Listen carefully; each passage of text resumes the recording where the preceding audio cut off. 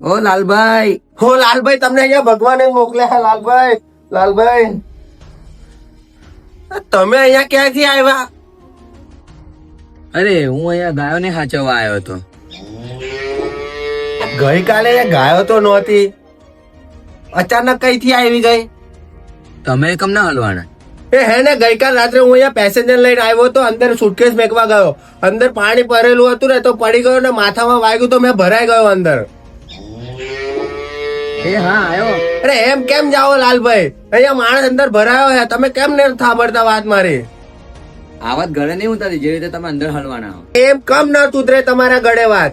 સાચું બોલો લાલભાઈ.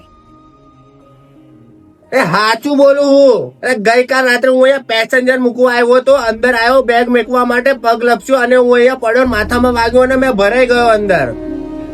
અરે હું અહીંયા ચોરી કરવા આવ્યો તો.